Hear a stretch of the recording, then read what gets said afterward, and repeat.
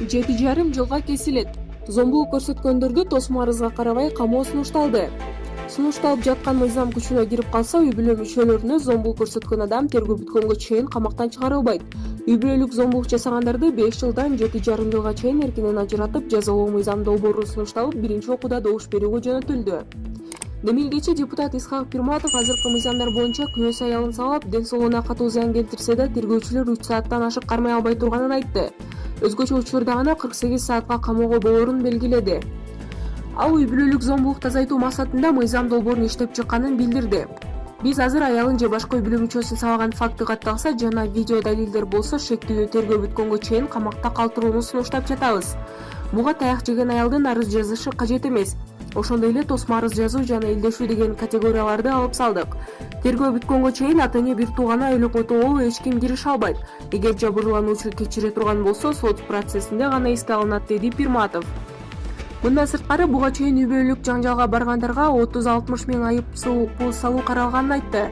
Бирок ал кайра эле үй бүлөлүк бюджетке сокку ургандыктан айып салуу беренесин четке кагуу демилгеленүүдө. Учурдагы мыйзам боюнча бир факты катталса, эскертүү иретинде күнөөсүнө кайтаруу ордери берилет. Бирок андагы нормаларды сактабай, кайра эле сабай берсе, катуу чара көрүү каралган эмес. Сунушталган мыйзам күчүнө кирсе, кайтаруу ордеринин талабын бузуп, экинчи ирет зомбулук көрсөткөндөр 5-7,5 жылга чейин кесилет. Талкуу учурунда эл өкүлдөрү Акылбек Жапаров, Зиядин Жамалдинов, Камчыбек Жолдошбаев, Таалайбек Масабиров бул мыйзам долбооруна каршы чыгып, атасы камалып кетсе, балдарын ким карайт деп жазанын башка жолун кароо керектигин айтышты. Буга депутат Евгения Сотрокова жаңжалдын үстүндө чоңойгон балдар психикалык жактан оорулуу болуп каларын белгилөө менен жооп берди.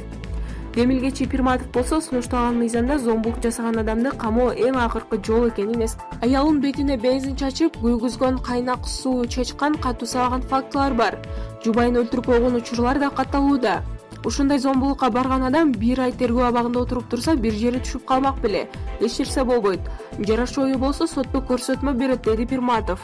Ал эми Элвира Сурабалдыева 18 жашка чоң эле кыздарды турмушка берүүгө тыюу салып, жазаны күчөткөндө гана бул маселе токтогонун мисал келтирди. Демек, чекеден эле баары камалып кетпей турганын, жазаны күчөтүү менен зомбулуктун алдын алууга болоорун айтты.